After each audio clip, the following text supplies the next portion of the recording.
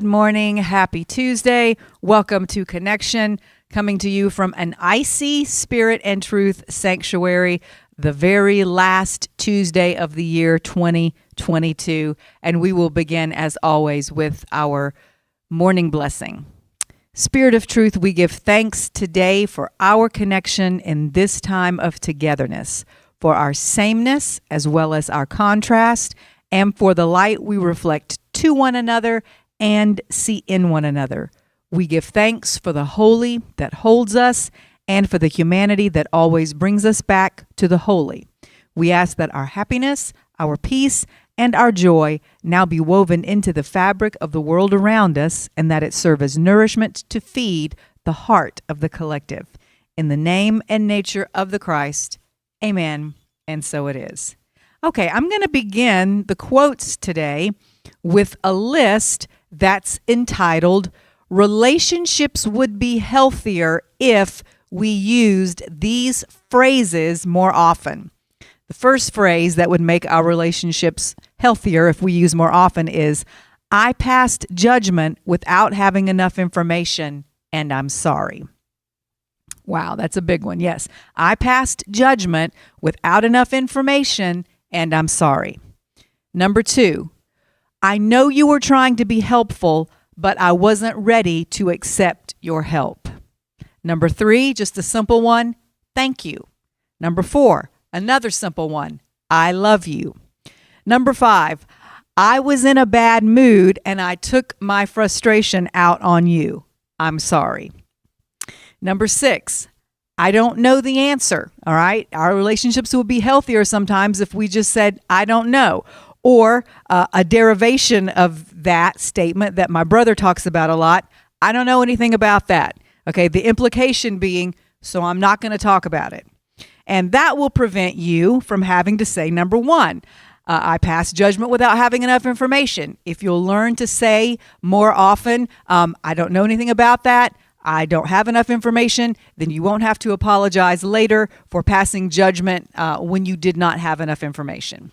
Number 7, I was wrong. And lastly, number 8, I need your help. All right, so our relationships would all be more healthy if we learn to use those phrases a little more often. Okay, next, in honor of this being the last Tuesday of 2022, where our focus has been this year at Spirit and Truth Sanctuary, Pursuing Peace, I'm going to read a message from an oracle card that's just called the Peace Oracle that I have at home that you can pull cards from, and each card has a little message. And so the name of this particular card was Choice. And so as we go into 2023 in a few days, let's remember that the kind of year we have, the kind of day, week, month, life we have, it is all determined by the choices we make. So this is what the card says. Balance your decisions against the weight of your heart. In the still of the night, when you are revealed, vulnerable, and alone, your choices and intentions are what keep you company. Peace cannot be forced, but alongside love, justice, and order, it can be chosen 1,000,000 times each day. And here's the affirmation that goes with that message. I am defined by my responses, not my challenges. I am my deliberate actions, not my struggles.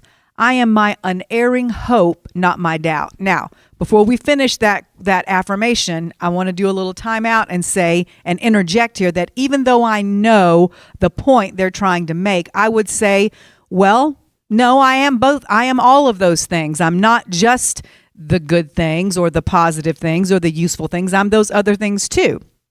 I am my light and my darkness. I am my strength and my weakness. I am my good and my bad. All of those things in their entirety are me. But which of those qualities and characteristics I choose to act on, I choose to feed, I choose to embody, determines who I am becoming on a daily basis. Okay, so let's go back now and repeat the first part of that affirmation and then finish it with what I just told you in mind. I am defined by my responses, not my challenges. I am my deliberate actions, not my struggles. I am my unerring hope, not my doubt. My choices are empowering and nurturing. Love fuels my decisions. I choose peace consistently, lovingly, and boldly 1,000 times a day.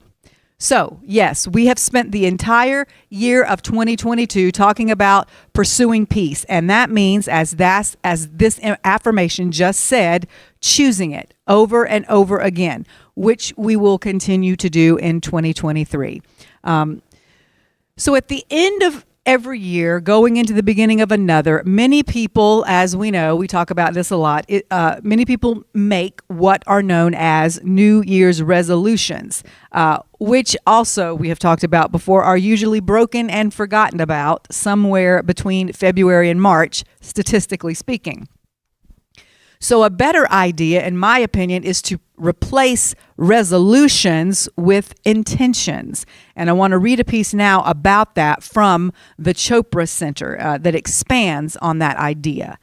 It says, the custom of starting the new year with a resolution, or resolutions, plural, has good intentions behind it, but for most people, perhaps as many as 90%, good intentions don't go very far. Now, this is intentions in a little bit different sense.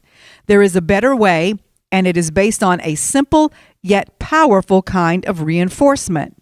By offering the universe an intention and repeating it every day, you can accomplish two things. First, you will train your brain to adapt to a new way of thinking. Second, you will begin to identify with a higher vision of your life. A spiritual life should contain skills that lead to practical changes, and using the power of intention is one of the most valuable skills you can master. There are countless things a person can want, but being consistent for a whole year with 4 basic intentions gives you a greater chance for success, because these intentions don't run into inner obstacles. They fit every lifestyle, belief system, personality, and individual situation. Now, when I read these next 4 basic intentions that this article is talking about, many of you will recognize them from a previous morning blessing we read together for the entire year of 2020. These are what those were based on. I'm going back to those. These 4 intentions that this article is saying are good things to intend for the year, because they're not so specific that you're going to run into a lot of obstacles. Number 1, I want a joyful, energetic body. Okay, everybody remembers that used to be part of our morning blessing. 2, I want a loving, compassionate heart. 3, I want a restful but alert mind. And 4, I want lightness of being. As you can see, these intentions move from body to emotions to mind to spirit. These are the domains of consciousness where pure awareness takes form as sensations, images, feelings, and thoughts. There is a flow that is natural to everyone's life. And what you're intending here is to, now this was part of our morning prayer as well, is to replace resistance, disorder, effort, and struggle with an easier way of living. To use the power of intention requires a new way of approaching body, emotions, mind, and spirit as a single stream of being. This can easily be accomplished by small shifts in your daily routine. Okay, so that sounds good to me. It's not about big, major changes all at once. The first step to being fully awake, as my brother says, is to simply be aware. So having a general awareness of what we want in these 4 areas of our lives is a good start, and making small shifts daily in order to get closer and closer to these intentions is much easier and longer lasting than trying to make a huge change in your routine all of a sudden. I remember saying to you once, and listening to a man named Kevin Courtney, who is a yoga instructor. He talked about one time, I couldn't find the exact talk that he gave, but I remember it well. He was talking about a better idea than beginning the new year saying all this list of, okay, I'm going to stop this, rather than cutting everything out all at once. I think he was sharing a story about talking to his father. His father drank way too, he wanted, one of his resolutions or intentions for his life and his health, one of his goals, health goals, was to stop drinking so much soda. So he told his dad, he goes, look, you're not going to make it if you pick a date and you just say, okay, as of this date, I am drinking no more soda. He says, how many do you drink a day? And his dad said, about 10. He said, okay, so the first couple of days or maybe even the first week, replace that last soda of the day with a glass of water. Then, go do that for a little bit and then replace 2 sodas with 2 glasses of water. And eventually it becomes your lifestyle and you're drinking more water than soda and then no soda at all eventually. But doing it gradually usually is more effective and works better. So let's all remember that. All right. So continuing now with our theme, our topic of New Year's intentions. Now I want to say here, there's even a difference in the kind of connotations of those words. When you say resolution, to me that sounds kind of rigid. You're making a resolution. But when you say intention, that's much more fluid. It just seems to flow better. And you might think that's just something little, but as we'll talk about a little bit later on today, what you have in your mind, the way you are looking at things sometimes makes all the difference. So I'm going to read you now some tips from a woman that I follow on YouTube. Her name is Sarah Verba, and this is her take on New Year's resolutions and some tips she has, which I think are very insightful. And it puts a little different spin on them, just like we already did with the 4 intentions, kind of replacing resolutions. She gives us 3 things to focus on as the new year begins, rather than making a long list of resolutions. Number 1, she says, don't make assumptions about what you think others need from you or about what you need or even who you are. Instead, remain open and curious. And here's a little portion of exactly what she said. Because we're trying to make sense of reality so quickly, so much of the time, we often don't even realize that we assume for others what we think they need to know or what they don't need to know, or what they want and need from us. When we do this, we actually close off our ability to express fully who we are and to fully show up for them. Okay, so do you see what she's saying here? As long as we're assuming we already know what's best for someone else or what role they want or need us to play in their lives, then we're going to miss, or we might miss, there's a pretty good chance of it, what they actually do want and need from us. And if we predetermine the role we're going to play instead of waiting to see the truth of the situation and what's needed, we are doing just that. We are filling a role, not showing up as our true selves. All right, so that's number 1.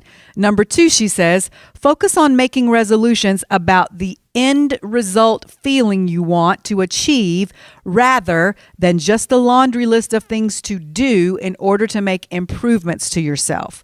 For example, instead of saying, I want to lose weight or I want to make more money, spend some time digging into the emotions behind those desires. Why do I want to lose weight? What feeling do I hope to accomplish by having more money? And then focus on the feelings those achievements would bring, like joy, peace, belonging, or ease. Once you've got the list of the feelings you want to achieve and maintain more consistently, then you can drop the specific path you think will lead you there. And instead of focusing on specific actions, keep the end result or feeling secure or whole or present or loved or peaceful as the goal. And don't focus so much on how you get there. Once you determine how you want to feel, it's easier to prioritize your time in order to spend more of it having the kinds of experiences that get you there, rather than feeling as if you must stick to a strict list of only a few specific activities that in the end may or may not result in the emotion you want to experience. So time out. Good rule of thumb would be that anything in your life that doesn't contribute to those end result feelings you've decided you want, or those basic intentions that we talked about earlier, then those things, if they do not contribute to those, then they do not need to be a priority for your time and in your life. Back to Miss Sarah. It's never really about the material-based things we usually make it about. Having an extra $1,000 or so in the bank or hitting a specific number on the scale does not automatically guarantee happiness or peace or self-confidence. So what's smarter is to start with the feeling state you want and work backwards, as it were, to figure out which experiences get you there. And they are hardly ever having more money or weight loss. Okay, so that's number 2. Number 3, give yourself permission to leave the shoulds behind and to be who you are authentically. Contrary to popular belief, this is not achieved by taking a lot of action or by adding a lot to your daily routine. The easier way is to simply begin removing everything in your life that's not authentically you and that's not working for you. It's so much more about taking away from than adding to. It's not about what you want to amass or collect. It's more about what you can release and how you can simplify. It's just like what Michelangelo said when he spoke about his technique for sculpting the beautiful marble statues he's responsible for creating. He said when he looked at the hunk of marble, he saw the figure already inside, and then he just chipped away everything that wasn't it. So in other words, again, it's not that we need a whole lot of things added to us to make us better. It's that we need to remove and let go of everything that's not truly us. All those conditioned beliefs and expectations from others, because once we get down to our authentic selves, we can't help but be beautiful because authenticity is always beautiful. All right, so that is the conclusion of my TED Talk about New Year's resolutions. Quick review. Number 1, don't make assumptions. Instead, stay open and curious and fully show up for yourselves and others in the present moment. 2, focus on the end result of how you want to feel rather than just creating a laundry list of self-improvement goals that you think will make you feel a certain way that may or may not. But if you focus on the end result feeling, how you get there is immaterial, and that opens up so many more options for you. And number 3, give yourself permission to leave the shoulds behind and just be your authentic self. Okay, I'm going to take a sip of water now.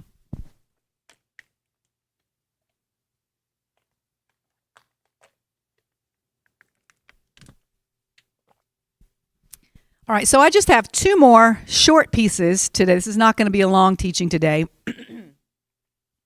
Just have 2 more short pieces to share with you that have some good and inspirational thoughts to start the new year with.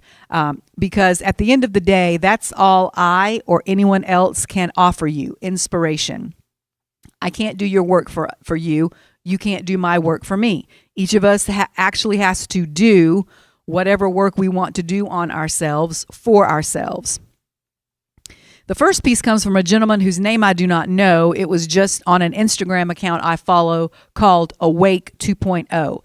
But he has some simple yet not easy advice. He says, if you want to speed up or activate the law of attraction in your life, you must do these 3 things. Number 1, quit talking about other people negatively. What comes out of your mouth on a consistent basis puts you into the vibration of those words.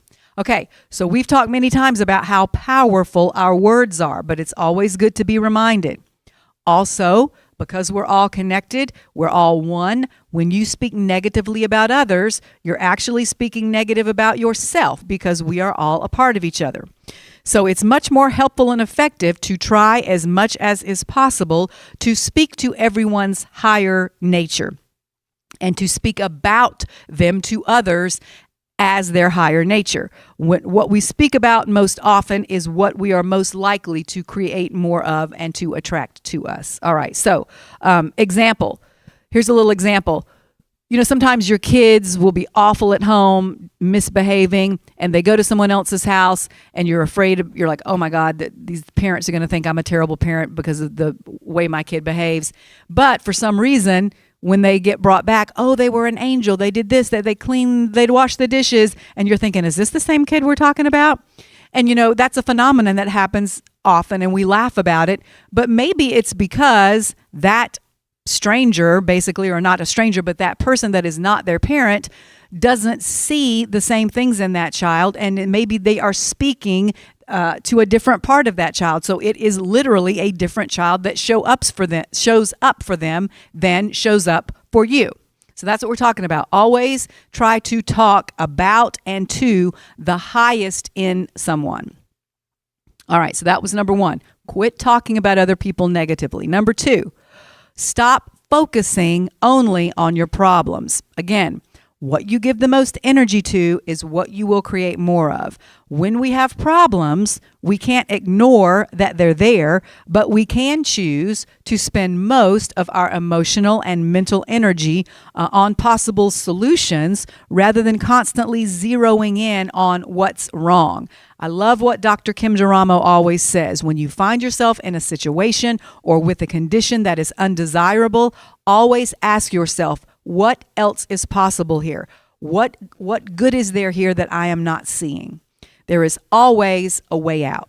All right. And number three, stop focusing so much on how you're going to get the result and remain focused on the end result itself. This is a lot like what we just read a moment ago from Sarah Verba. She said, instead of just making a laundry list of things to either do or to not do in order to reach whatever goal it is you've set for yourself, instead, dig down until you get to the feeling of what you want that goal, of how you want that goal of how reaching that goal makes you feel. Why do you want to reach that goal? We've talked about this before too. What's your why? The why is always more important than the what. Once you understand that the reason you want to accomplish any goal is because it will produce a certain feeling in you, happiness, peace, contentment, fulfillment, security, whatever, then the steps or the path to getting there will become less and less important. Whether you go this way or whether you go that way, as long as you reach the end result, you're going to be just fine. So looking at it that way opens up many more possibilities for you, because you don't have to go on one particular path. You've got now all of a sudden you've got several different paths to the same destination, which increases your chances of getting there successfully. And may I just add here, don't stubbornly stick to something if it's not working for you. Every year at the beginning of the year, in November, December, the commercials start. There's a new fad diet. There's a new exercise program that's the hot take of this year. So, okay, give it a try. It might work for a lot of people. But if it's not working for you, and you can feel when something's not working for you, don't just stubbornly stick to it because I said I was going to do this for a whole year. If it's not working for you, stop. Just quit. I realized a long time ago, after maybe 6 different gym memberships, I'm not a gym girl. That doesn't work for me. That is not my go-to exercise thing. I kept trying because everybody, all the commercials looked so tempting, and you can do this and that, and I'm not a gym girl. That's not my thing. So I finally learned, if it's not working for me, stop it. You do the same thing. You've got to find things that you will actually stick with in order for them to be effective for you. Okay, we're going to end today with some words from Michael Beckwith. There's a quote I gave you once a while back that said something to the effect of, make sure you're always running toward your dreams rather than away from your fears. Now, this is all a matter of perspective, like I told you in the beginning. It's all about just shifting how you look at something that makes all the difference sometimes. I was listening to Danielle Laporte the other day. Now, she's the woman who I based the Morning Blessing for this year on, some of the work that she did. And she did this whole podcast on looking at yourself as the healer rather than as the wound, or rather than identifying with your wounds. And it was fantastic. I might talk about it a little bit next week. And what Michael Beckwith is saying here is very similar to that. It may be the exact same direction you're walking in, or as the quote said, running in, but what's your perspective? Are you running toward a dream and constantly focused on that? Or are you running away from something you're afraid of and constantly looking over your shoulder? Those are two completely different vibrations to be in, even when you're going in the same direction. And as we know, your vibration determines your frequency, and that determines your quality of life. As Esther Hicks always says, pay attention to how you feel. That is the whole ball of wax. Okay, so closing now with some words from Michael Beckwith. He says, in order to be of a higher frequency and to be clear-minded and open-hearted, we must pull away from the bombardment of all those things that comprise the lowest common denominator of the human experience, so that we can actually catch the broadcast of spirit, embody and integrate it, and let that be the law of our life. Let the broadcast of that frequency be what orders our steps. Life is about more than just developing the strength to withstand the blows that come our way. The reason we should develop strength is to be able to live our vision fully. Amen. I love that. So let's get strong in 2023. Let's set the intention to build our strength in 2023, but not so that we can be in the defensive position of just, shielding off all the blows that are coming toward us, but that so we can live on the offense, being pulled forward by our vision, by our dreams, by how we want to feel. Okay? Amen. All right, so that's what I had for you today. I want to remind everybody I am so excited that next week, January 3rd, we will open the service back up here in the fellowship hall. If you want to come join us again, like we did several years back, I'm so excited to see all of you and be able to fist bump you or hug you, whatever you're open to. We will be beginning. The service will also be live streamed as it has been at 11. But if you want to come around 10:30 to kind of fellowship, listen to some music, talk, we may do a little meditation. I don't know. We haven't really set the new format yet. But next week, please, if you would like to come and join me here live, do so. I'm looking forward to it. This Sunday, well, before that, tomorrow night, 6:30, we will have our study series, Eckhart Tolle's A New Earth. Then remember that this Saturday evening, New Year's Eve, we will begin at 8 with watching the Georgia Bulldogs football game together. And then we will have our New Year's Eve service. But Sunday, we will be virtual only. And that's also when we start our 2023 New Fully Awake devotion. So there's so much going on in the next few days. But don't let it stress you out. Just remain calm and be happy. I love you. Have a great week.